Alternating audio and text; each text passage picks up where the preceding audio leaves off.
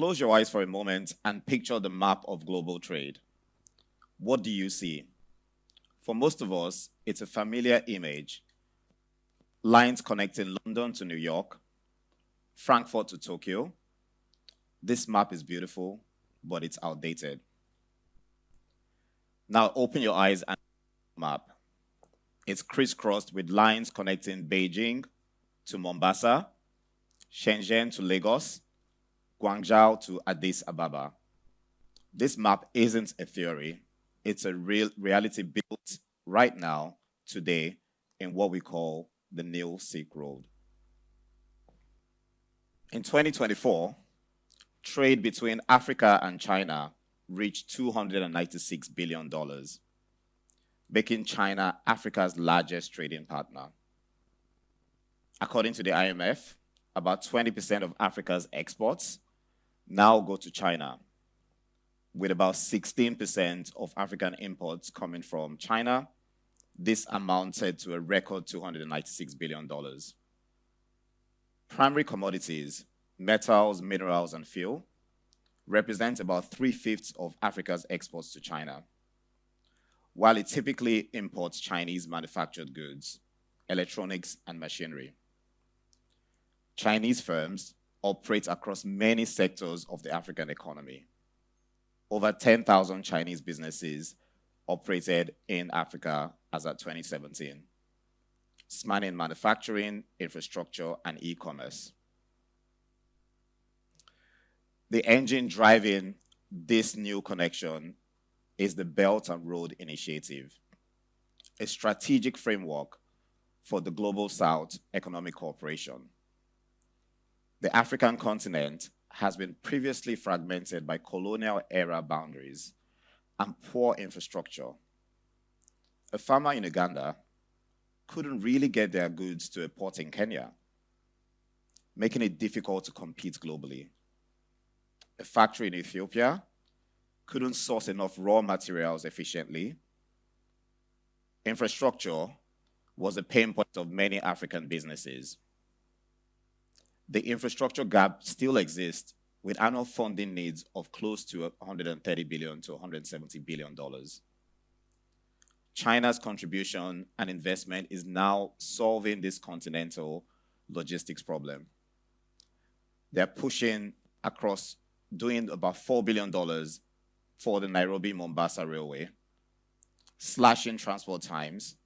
They're minimizing and modernizing ports from Djibouti to Dakar, and even build the backbone of Africa's digital economy, fiber optic cables and 5G networks, enabling a generation of African entrepreneurs to compete online. This isn't donor-recipient relationship, it's a partnership of mutual necessity. China needs new markets for its industrial capacity, increasingly new sources for complex manufactured goods, not just raw materials. Africa needs the capital, the construction speed, and the framework to industrialize and lift hundreds of millions of people out of poverty. This is the foundation of a new global trade architecture, a system designed to work around and eventually complement the traditional Western-centric ones. For years, the story of China-Africa trade was simple. Africa ships oil and minerals, China ships cheap manufactured goods. But this narrative is rapidly changing. Trend is diversification of exports. Look at countries like Kenya, which are now exporting fresh avocados and cut flowers directly to Chinese customers via e-commerce platforms such as Alibaba's Tmall. Now, around 30% of Kenya's avocados are exported to China. Or Ethiopia, where industrial parks built with Chinese investment are now manufacturing shoes and textiles that are being shipped back to China, not just the West. Economists call global value chain creation and integration. Africa is moving from being a mere supplier of raw materials to a node in China's sophisticated global manufacturing and consumer network. the relationship is maturing. The second trend is digital revolution. Walk into any major city in Africa, and you would see the brands driving the consumer market. Transsion, the Chinese company behind Tecno, Infinix, and Itel, commands over 40% of Africa's smartphone market. Apps like TikTok and Opera are wildly popular. E-platforms using mobile payment systems pioneered in China. China is building Africa's physical infrastructure as well as the digital consumer culture. This creates a vast new market of millions of people who are now directly connected to Asia's consumer economy. This is a profound shift in market orientation. Now, a transformation of this scale is not without its complexities. We must acknowledge the friction points. The conversation is often dominated by the trapped diplomacy. This is a valid concern. Yes, China is Africa's largest creditor, but the narrative is overly simplified. Research says that most of African debt is actually owned to multilateral institutions and private bondholders, not just China. Based on World Bank data, about 12% of African governments' external debt is owed to Chinese lenders, compared to 35% owed to Western private lenders. African leaders must move beyond simply receiving investment to strategically negotiating it. They need to prioritize government projects that generate foreign exchange, employ local people, and transfer technology. This gives them agency. Agency requires transparency, strong governance, and a clear national strategy. To leverage this partnership for long-term industrialization. There are valid social and environmental concerns, the need for better labor standards, and a commitment to green infrastructure. The responsibility here is shared. China must be a responsible partner, and African governments must be diligent towards their own natural resources and people. The partnership is a powerful current.